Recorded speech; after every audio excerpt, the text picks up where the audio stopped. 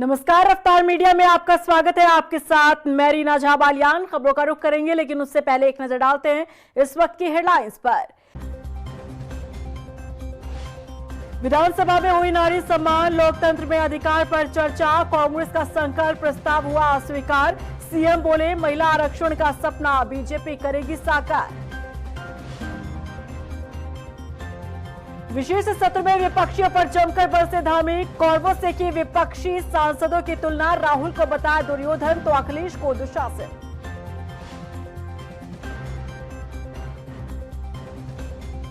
महिला आरक्षण की मांग पर कांग्रेस का हल्ला बोल। देहरादून में हुआ विधानसभा का घेराव तो हल्द्वानी में नेताओं ने दिया धरना।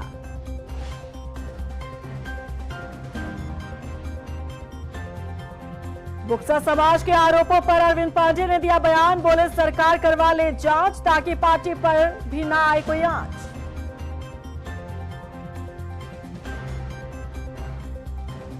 और चलिए अब बुलेटिन की शुरुआत कर लेते हैं।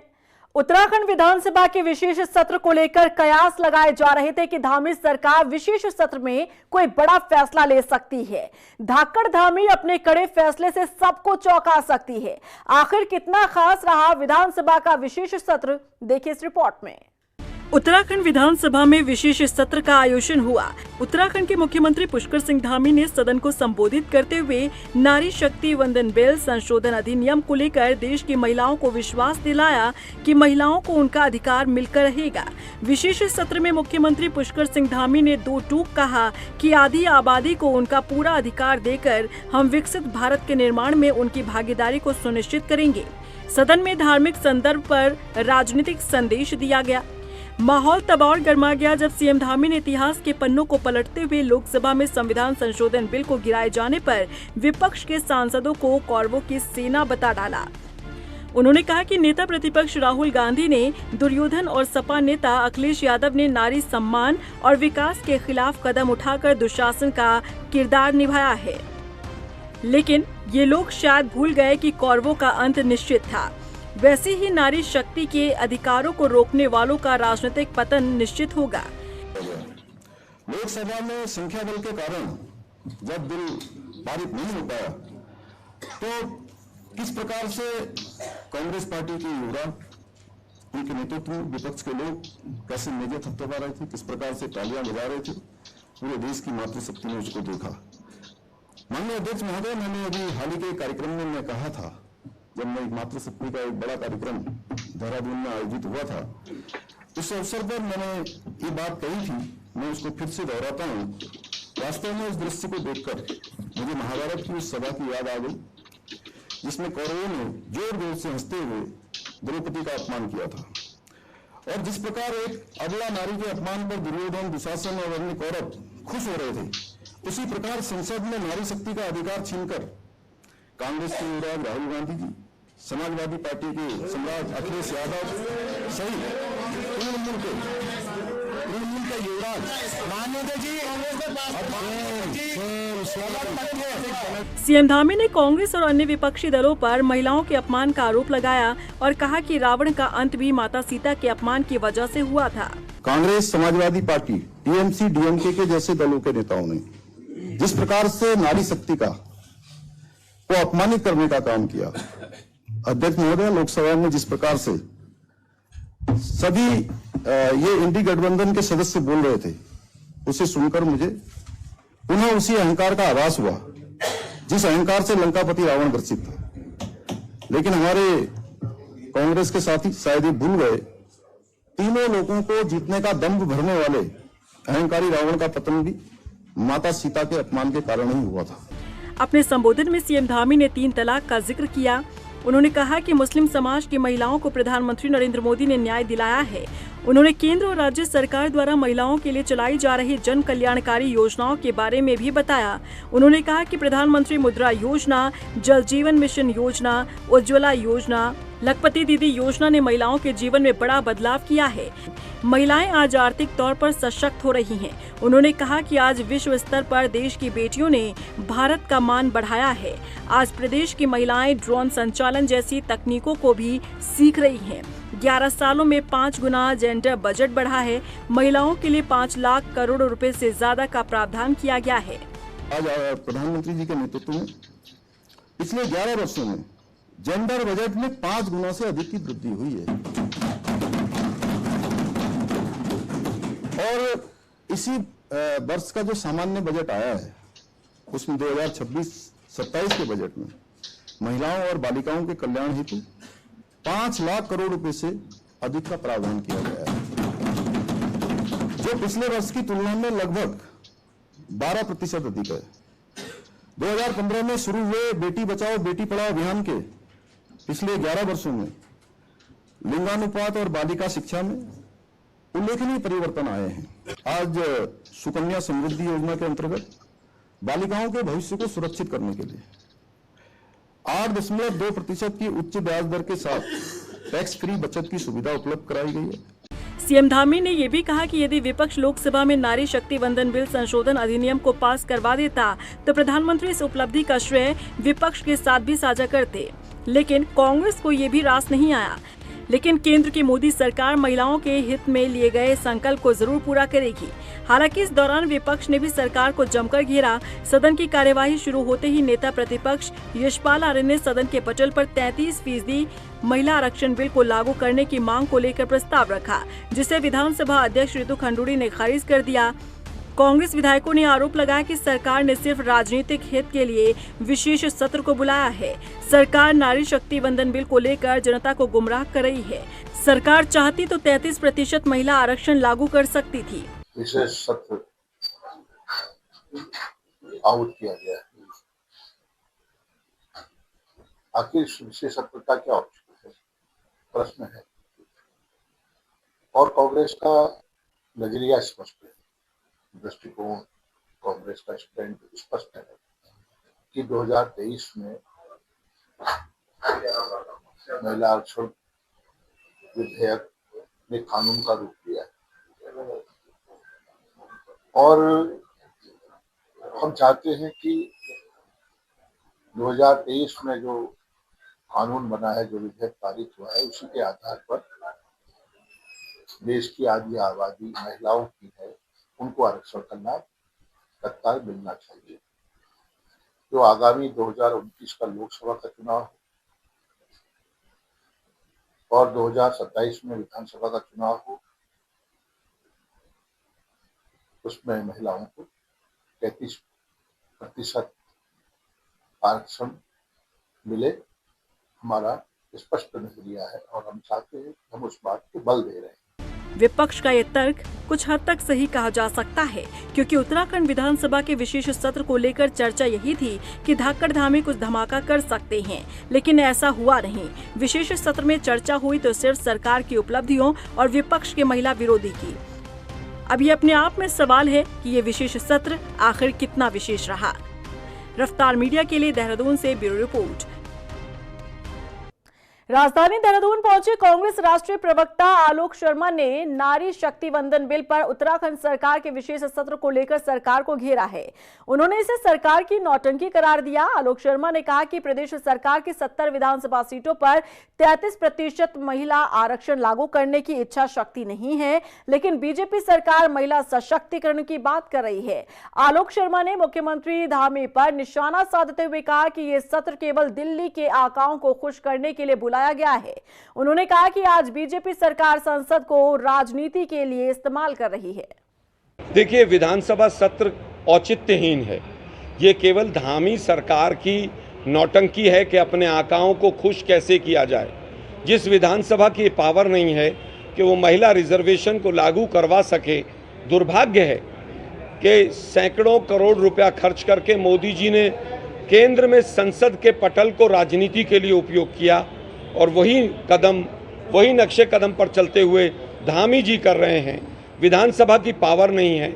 आप केवल चुनावी भाषण देने के लिए आप 10-12 करोड़ रुपए के करीब खर्च एक दिन के सेशन पर होंगे, इसका जिम्मेदार कौन है? उत्तराखंड की 70 विधानसभा सीटों पर 33% महिला आरक्षण लागू करने के लिए कांग्रेस लगातार विरोध प्रदर्शन कर रही है। मंगलवार को विधानसभा में विशेष सत्र के दिन उत्तराखंड महिला कांग्रेस ने विधानसभा का घेराव किया। इस दौरान उत्तराखंड महिला कांग्रेस प्रदेश अध्यक्ष ज्योति रौतेला ने कहा कि आज से 2 महीने तक लगातार ऐसे ही विरोध प्रदर्शन जारी रहेगा। देखिए, हम चाहते हैं कि जो भाजपा ने आज विशेष सत्र बुलाया, पुष्कर सिंह धामी जी ने विशेष सत्र आज आह्वान किया है, हम चाहते हैं कि उसमें 33% आरक्षण जो महिलाओं के लिए 2023 में पास हो चुका है, उसको तुरंत 70 विधानसभाओं में जो 2027 के चुनाव हैं उसमें लागू किया जाए। महिला शक्ति को राजनीति में भागीदारी करने का, प्रतिनिधित्व करने का मौका दिया जाए, ताकि कि इस प्रदेश के और इस देश की महिलाएं सशक्त हो। और हम लोग आज यहाँ पे इसीलिए खड़े हैं कि हम लोग चाहते हैं कि जो विशेष सत्र है उसमें महिला आरक्षण को लागू करने का काम ये सरकार करे। हल्द्वानी के अंबेडकर पार्क में कांग्रेस कार्यकर्ताओं ने महिला आरक्षण को लेकर धरना प्रदर्शन किया। इस दौरान कांग्रेस प्रदेश अध्यक्ष गणेश गोदियाल सहित कई वरिष्ठ नेता मौजूद रहे।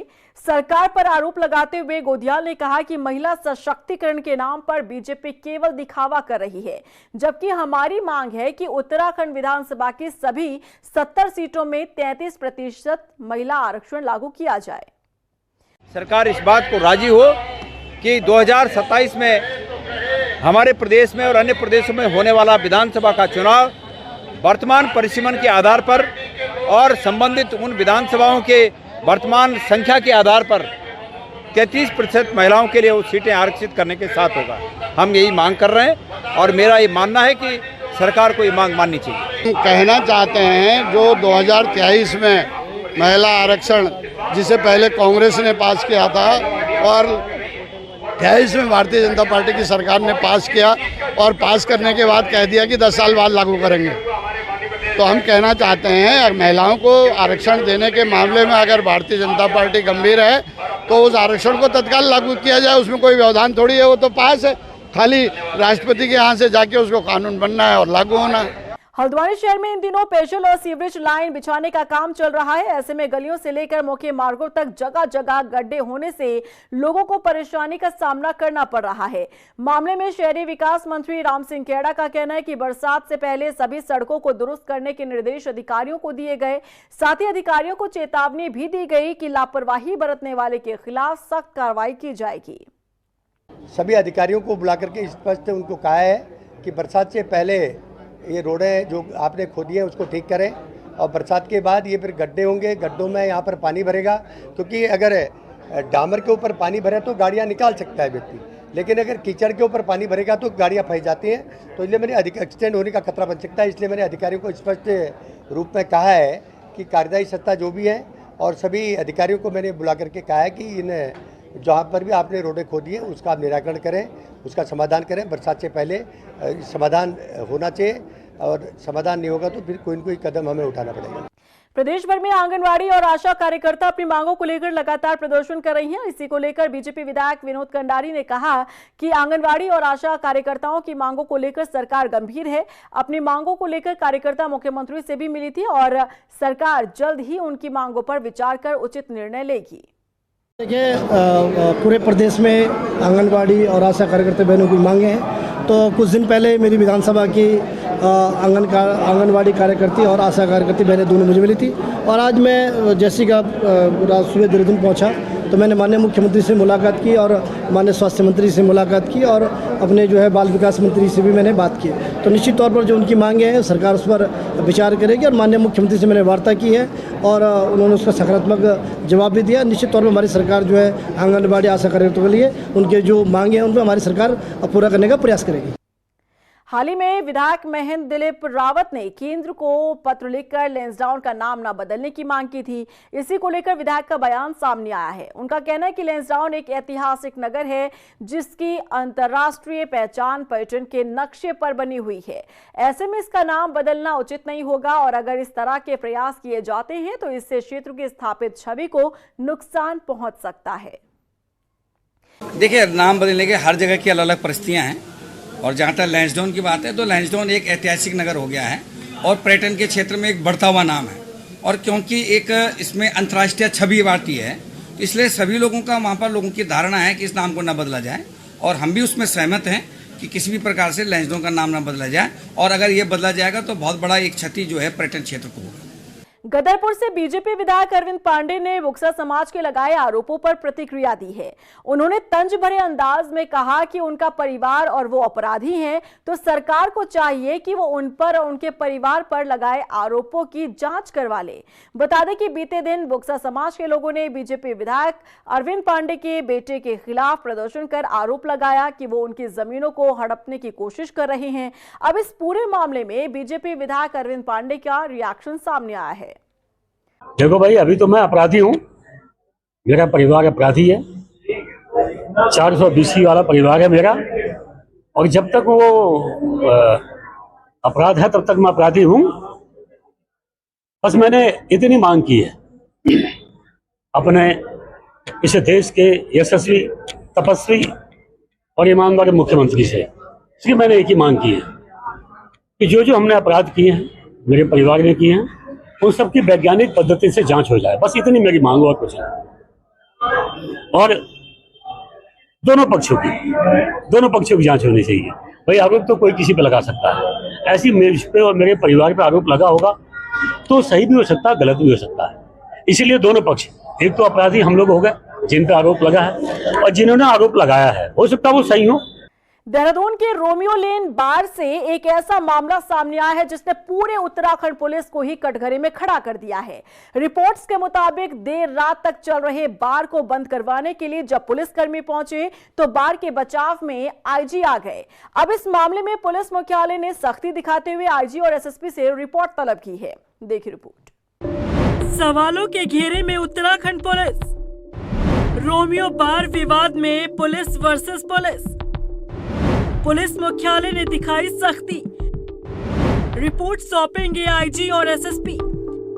देहरादून के रोमियो बार में अजीबोगरीब स्थिति पैदा हो गई। नियमों का उल्लंघन कर बार में देर रात तेज आवाज में म्यूजिक और शराब परोसी जा रही थी।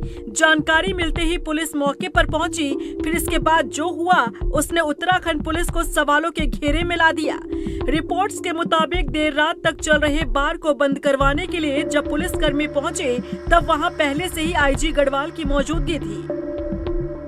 आरोप है कि वहां मौजूद आईजी गढ़वाल राजीव स्वरूप ने पुलिस की इस कार्रवाई के बीच हस्तक्षेप किया। इसके बाद कुछ समय के लिए कार्रवाई रुक गई। मामला जब देहरादून एसएसपी प्रमेंद्र डोभाल तक पहुंचा तो वो खुद मौके पर आए और सख्ती दिखाते हुए बार को तुरंत बंद करवाया।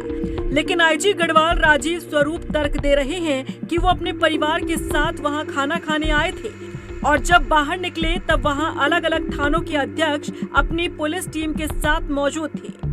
जिस पर आईजी ने सवाल किया कि प्रेमनगर जैसे अति संवेदनशील थाना क्षेत्र के एसएचओ अपना इलाका खाली छोड़कर रात में इतनी दूर क्यों आए। ये सवाल पूछकर आईजी वहां से चले गए। आईजी के इस तर्क के बावजूद सवाल बरकरार है कि आखिर आईजी ने अपनी मौजूदगी में बार को इतनी देर कैसे चलने दिया। क्यों बार देर रात तक चलता देख उन्होंने बंद नहीं करवाया। जब आईजी जैसे बड़े पुलिस अधिकारी नियम तोड़ेंगे तो आम लोगों से भला क्या उम्मीद की जाए। फिलहाल रोमियो बार विवाद को लेकर पुलिस मुख्यालय ने सख्ती दिखाई है। आईजी और देहरादून एसएसपी 24 घंटे के भीतर पुलिस मुख्यालय को पूरी रिपोर्ट सौंपेंगे। वहीं देहरादून एसपी सिटी का भी इस मामले में बयान सामने आया है। एसपी सिटी एक अमुक बार में गए, वहाँ पर एक उच्च अधिकारी मौजूद थे। उनके द्वारा एसपी सिटी से पूछा गया, वहाँ आने का कारण पूछा गया और उनको वहाँ से जाने के लिए कहा गया। यह खबर बिल्कुल तथ्यहीन और भ्रामक है, जबकि मेरे द्वारा अपनी टीमों को इकट्ठा कोठाल गेट पर किया गया था। वहाँ से टीमों को 3 भागों में विभाजित कर अलग अलग रूट पर उनको चेकिंग के लिए भेजा गया था और मैं स्वयं एक टीम के साथ कोठाल गेट पर चेकिंग कर रहा था। मैं उस अमुक बार में गया ही नहीं था और चेकिंग के दौरान सूचना मिली कि बसंत विहार में एक घटना हुई है, तो मैं वहाँ के लिए निकल रहा था।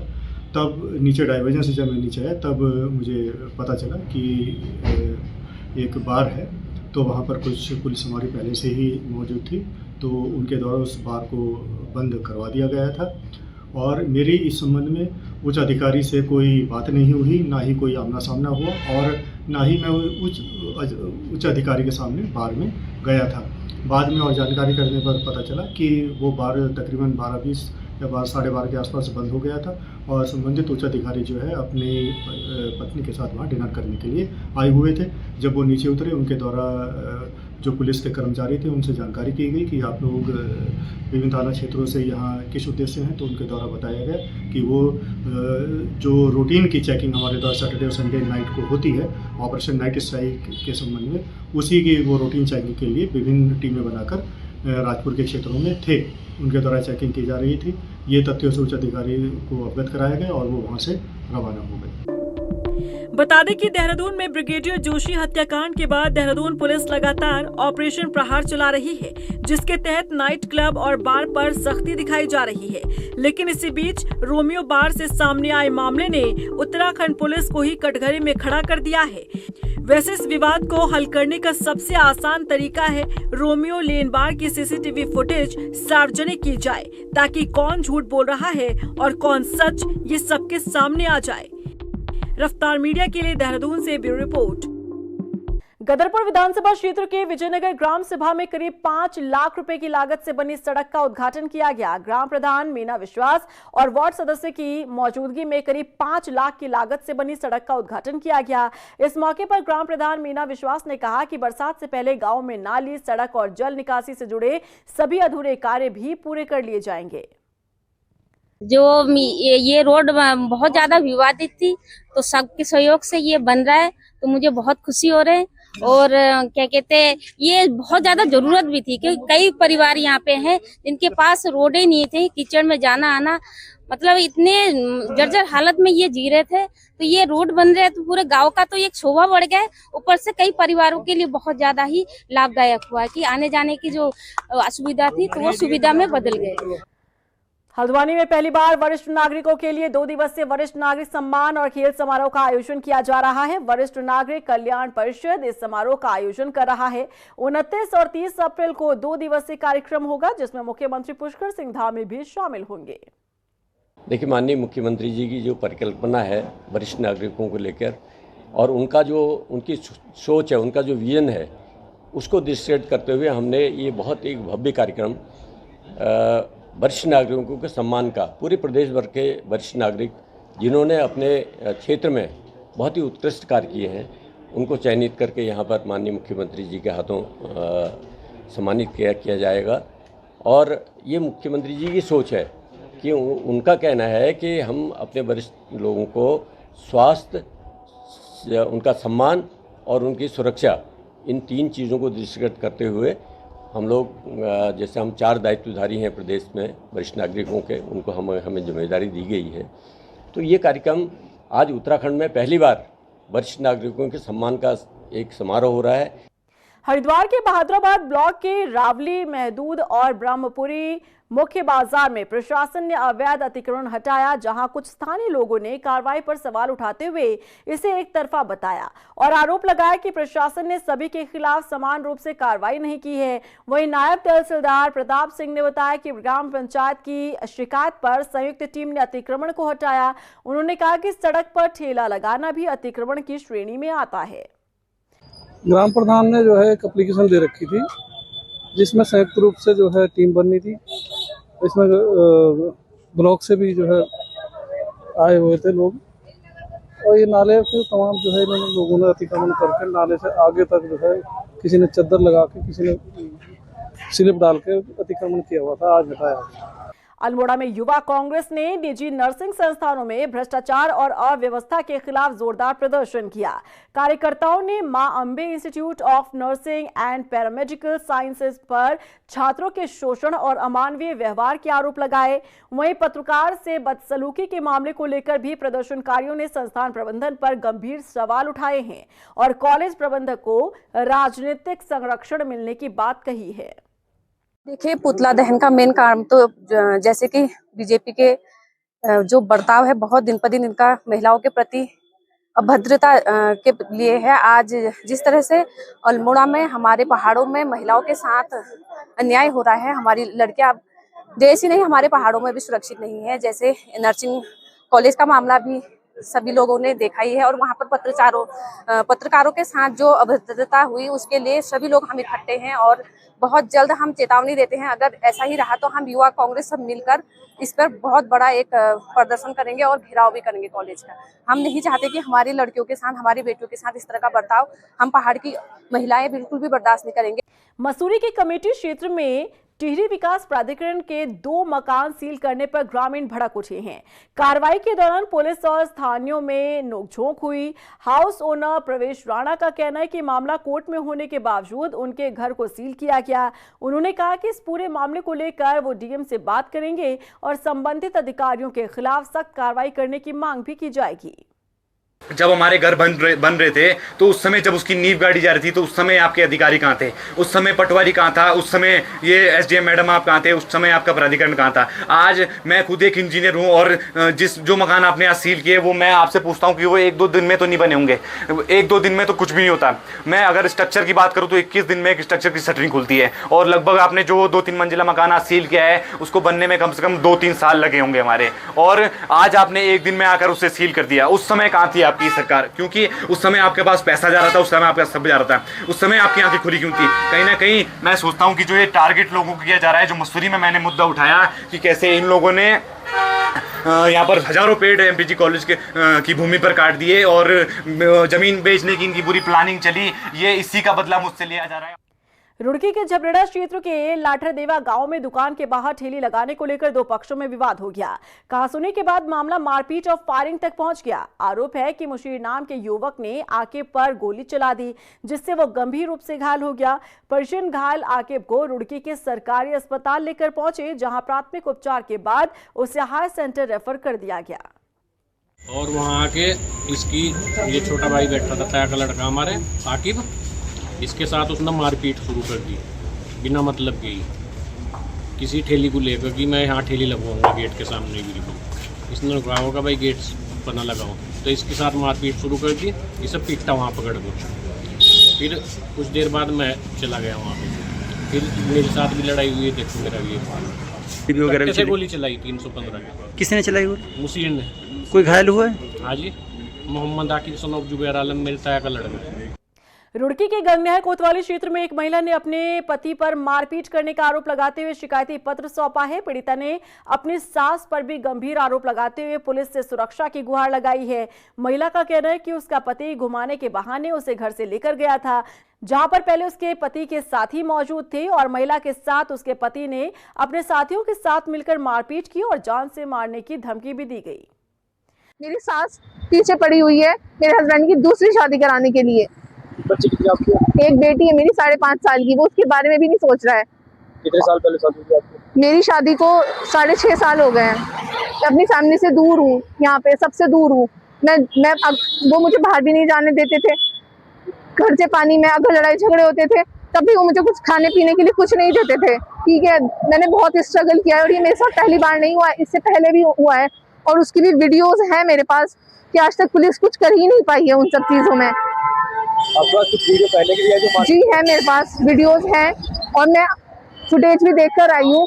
पुलिस ने कोई काम नहीं किया है अपना। उधम सिंह नगर स्थित पंतनगर विश्वविद्यालय ने बकरी पालन को बढ़ावा देने के लिए एक खास प्रजाति विकसित की है, जिसका नाम पंतजा है। विश्वविद्यालय के वैज्ञानिक डॉक्टर आर.के. शर्मा ने बताया कि पंतजा प्रजाति एक खास प्रजाति है जो उत्तराखंड के मौसम के अनुसार खुद को ढाल लेती है और राज्य सरकार का भी उद्देश्य यही है कि पशुपालकों को बकरियां उपलब्ध करवाया जाए, जिससे उनकी आय में वृद्धि हो। और इसी के साथ फिलहाल इस बुलेटिन में बस इतना ही, लेकिन चलते चलते एक नजर डालते हैं इस वक्त की हेडलाइंस पर। विधानसभा में हुई नारी सम्मान, लोकतंत्र में अधिकार पर चर्चा, कांग्रेस का संकल्प प्रस्ताव हुआ अस्वीकार। सीएम बोले महिला आरक्षण का सपना बीजेपी करेगी साकार।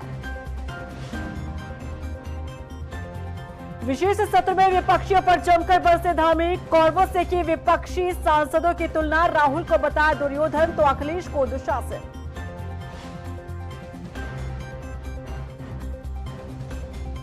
महिला आरक्षण की मांग पर कांग्रेस का हल्ला बोल, देहरादून में हुआ विधानसभा का घेराव तो हल्द्वानी में नेताओं ने दिया धरना।